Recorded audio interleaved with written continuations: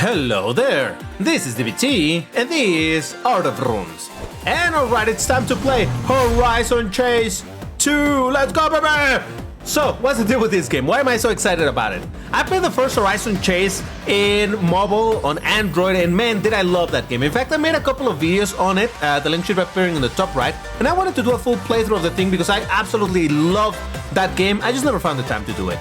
But now I get to play Horizon Chase 2. Now this game already came out like a year or 2 years ago, but the problem is that this game was locked behind the Apple Arcade system, where if you pay your $5 a month, then you have access to the game. The moment you stop paying, then you don't have access to the game. And while I'm paying for that service, I never get around playing this game because in the iPhone it's difficult for me to record and whatnot. But now the game has left the Apple jail or Apple prison, and now it's out there to play somewhere else. Where is it? Well, you see it already on the title. On the Nintendo Switch. And this is a game that you have to pay in order to play, but you know, it's worth it. Or I expect to be worth it, because the first game I absolutely love. I'm sure I'm gonna enjoy this one. Now on Apple Arcade, I played a little bit of it just to have an idea of what the game was about. And over here on the Switch, I also played a tiny little bit, but honestly, I wanted to play it basically from the beginning because I really haven't experienced more than the first two races. And I want to give you a reaction, a real-time reaction of how this game plays and all of that. So right out of the gate, I already tweaked a little bit of the settings so that the music is a little bit less loud so that we can hear the sound effects better, but there's not a lot of rooming in this game. Much like the first game, there's gonna be different locations. Apparently you can see at the bottom that we're in the USA, and probably we're gonna go into different countries. We start in Florida, and there's gonna be a first race, New Horizons. Now, let's pick the car. We have 4 options. We got the Cruiser R, we have the Sentinel, we have the Boomba, and we got Boomba, I should say, it has the accent on the A. Boomba, and next. So these are the cars that I have available. There's other cars that are locked. Eventually, I'll unlock it, hopefully. And a couple of secret cars that they don't even let you see what they look like. Now, the very first thing that calls my attention about this game is that, well, there's this car, right? There are not as many cars as in the first game, but there's customization for the cars. In fact, let's look at that right away. So obviously you can paint the car for a different color, though you need some credits that you earn by playing and apparently from tournaments. And there's actually a Switch exclusive livery, so let's use that for the time being. But what's interesting to me, it's this.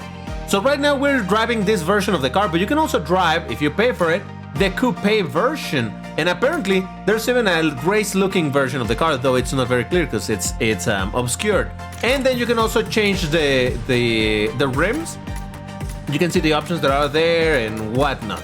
So it's kind of cool that even if there's less cars, there's more customization. I definitely appreciate that. I really like this whole idea. And I would love to go for the coupe, but I don't have any resources to do that. So we're gonna try the Cruiser with the fancy Switch livery, and let's do a little bit of racing, because man, can you tell that I'm excited about the game? Seriously, I've been wanting to play this game for so long, and like I said, on the iPhone it's just difficult for me to record. But on the Switch, not so much, and here we go. Now, you can tell already, if you watch or if you have seen the first Horizon Chase game, you know that the graphics were very, very basic.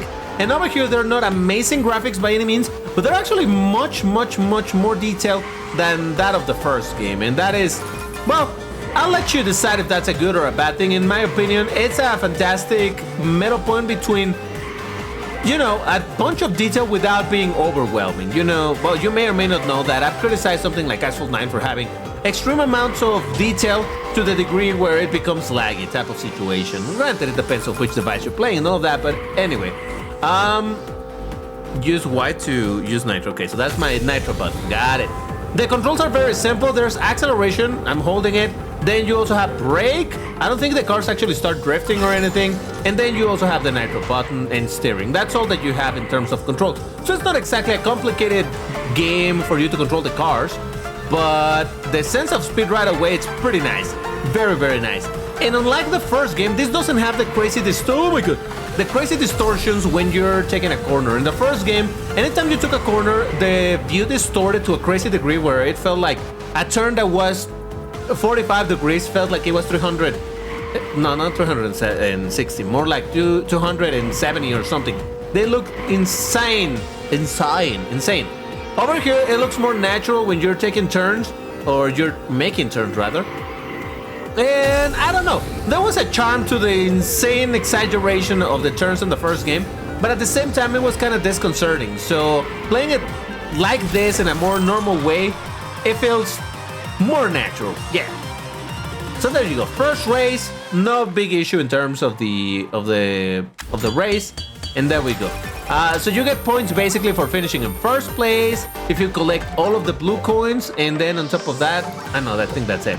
Use credits to buy new customizations. So I guess I get credits based on my result on the race. I think that's what it is, but not 100% sure on that. All right, next up, and apparently I'm gonna be upgrading my car somehow. I don't know. Again, remember, I'm extremely new to this game, so I don't have a ton of experience on it. And actually, you're gonna have to let me know if you want to see like a playthrough of this thing or not so much. I don't know.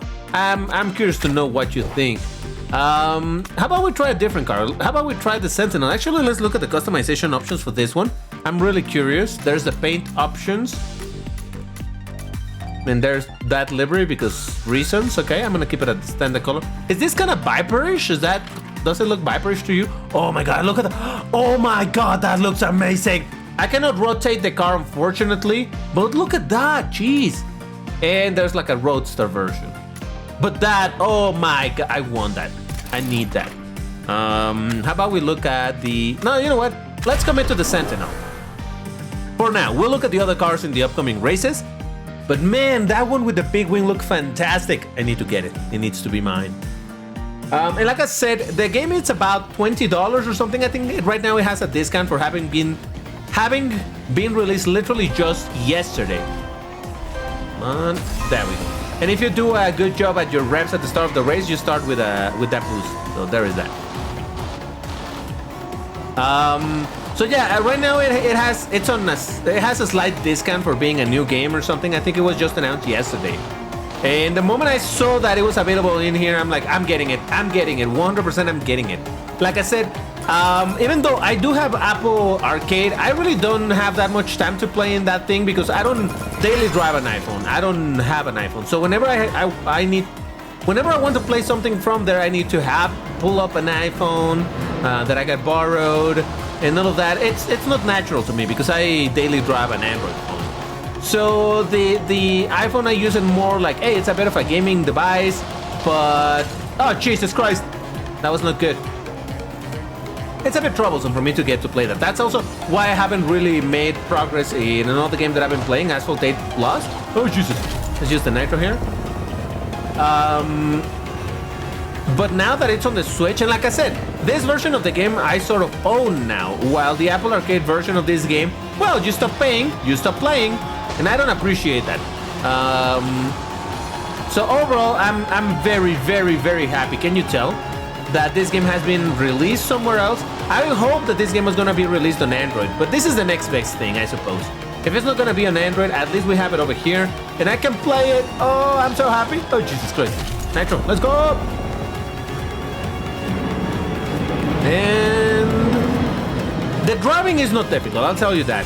The steering is very easy, it's not a difficult game, at least not yet, but from what I've seen in the trailers and whatnot, there's some tracks that are absolutely nuts. Right now, obviously, because I'm at the start of the game, I'm in the easiest part of the game, but I do expect this to get considerably more difficult, which was exactly the same thing as to how it was the first game. The first few races are very easy, but then it starts getting insanely crazy. We'll see how long this game is, but either way, man, I love it.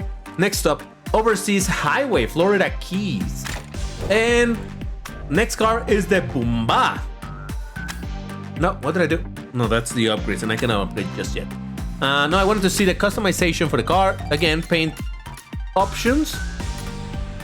Nothing too interesting. Body. So we got this. Oh, we got it super lowered. And then we got this one that looks like... I don't even know what that looks like, but okay. Cool. Then we have over here, well, the same thing. I think the rims are going to be basically shared between all of the... Or it's going to be the same rims for every single car. But hey, that's fine, that's fine. Okay, it takes a little bit to load, but nothing too insane. And I'm still skipping it for you just so that you don't have to wait here for too long, but hey. Here we go, now I'm using a pickup because you know how much I love pickups. There we go, good start, get out of the way. Much like in the first game, it retains that... Oh, look at this isn't a circuit. This is more like just from point A to point B. Jeez. Much like the first game, it retains that mechanic where if you collide with another car, it's gonna slow you down. Like depending on if you hit him from the side or from behind or whatever, your car reacts differently. But apparently now there is a bit of a speed situation to it, because you saw how I hit that car from behind. In the first game, that would have meant massive slowdown for me, but over here, because I guess I wasn't going too fast, it wasn't too much of a problem. We're 50% in the race or something like that, so I should probably use my nitro. I'm gonna use it, though I'm not sure that it's a great idea in these turns, but... Ah! Alright, the animation is kind of cool, I'll give them that. How the car flipped, that was kind of dope. So now it does make me a little bit concerned that there's races that are just from point A to point B, because they won't, unlike in the first game where, you know, and all the races were like 3 or 4 laps or whatever, you had time to learn where all the coins were. I always said that the first game was a lot of memorization. But over here, if it's just gonna be like, not even 1 lap, because it is in a lap, you know, from point A to point B, memorization won't kick in as easily. And there we go, first place, some extra coins, and my credits. Is this gonna give me 55? No, still 50. Okay. Just checking, just checking. All right. And that means we've cleared the Florida perfectly, and now we get to Vermont. And this is gonna be 4 races. Autumn Roads, Montpellier. I don't know how to pronounce that, but... All right, next car is gonna be the next. Let's look at the customization for this thing. Paint options. That's kind of nice. Body. Okay, so we got this. Oh, we got it in convertible form, and I don't know what that is. Okay, cool. So let's try it out. So yeah, like I said, I really haven't played a whole lot of this game. This is the farthest I have ever gotten in this game. In fact, the previous race I had never played before, so this is the same situation for this one. But man, look at those colors. Oh, this looks nice. Very autumny. Oh, jeez. But man, I find it hard to explain how much I have been waiting to play this game in a way that I don't feel it's as obnoxious as Apple Arcade and just having to pull it out an iPhone. And by the way, I've said it before, but if you haven't watched my Asphalt 8 Plus videos, I've made only a few, but it's a bit of a problem for me to record on the iPhone, because the iPhone, the one that I was able to borrow, it's an iPhone 10 or something, which is kind of old, but the thing overheats like crazy whenever I'm playing, so it's a pain in the rear, to be completely honest. Alright, let me use one of my nitros over here, and I think the coins were on the left side, right side, there we go. Dude, Jesus Christ. So that's another reason why I never really wanted to bring the iPhone to play this thing, and I wanted to record it and everything, but then I was like, nah, I should probably first make the full series on the first game. I never did. Like I said, I got busy, I didn't have time to make a full series on the first game, but I wish I did, honestly. Maybe I will at some other point. There might be a moment next year when I won't be able to produce a lot of videos, so I want to pre-record a whole series of playing that thing so that there's at least some content in the channel, even if I'm not gonna be able to upload things for a little while. But yeah, so I'm on first place very comfortably, and I still have 2 more nitros to go, so this is perfectly fine. If anything, right now the game is feeling easy, but I don't want to sound or get cocky about it, because at least in the first game, the difficulty wasn't so much on the AI that you were facing against, it was the tracks. Because in the first game, they started getting absolutely crazy with the turns and all of that stuff, so... Again, I don't want to get cocky over here and then discover like, oh my god, this is actually pretty damn hard. So yes. And here we go. Beautiful. Alright, yep. So those are the 4 cars that I have available at the moment. I think in the Apple Arcade you only had the very first car available, because I hadn't seen the other ones. Like that Viper lookalike with the big wing I had never seen, so that's kind of dope to see that it exists. And yeah, I don't know. What can I say? At the end of the day, I whether I make a series of videos on this or not, I want to play this game. I want to finish this game. I want to experience this game, because it excites me to play games that I have been, you know, eyeing for quite a while. I want to... Oof. So hold on. How do I get the other... I need to win 10 races to unlock, and I still need to buy it afterwards, so I see. I mean, I could go for the coupe at some point, but... Alright, I'm gonna use the Viper again, just because Viper power. I really want to get that Viper with the big wing. It has my name all over it. Now, something else that was very important to me on the first game was the music. The music was absolutely... Oh man, I messed up the start. The music was absolutely insane. I loved it, and even though the first game didn't have a lot of roomy noises, the music kind of made up for it. This game also doesn't have a lot of roomy noises, and the music so far hasn't captured me to the same degree that the first game did. But again, it's always a bit of an adjustment to settle down from this level of excitement and really start paying attention to the music and the environments and all of that stuff. So there's a bunch of adapting for me to do in this game. Oh, Jesus, in this game, but I'm so happy to play this finally.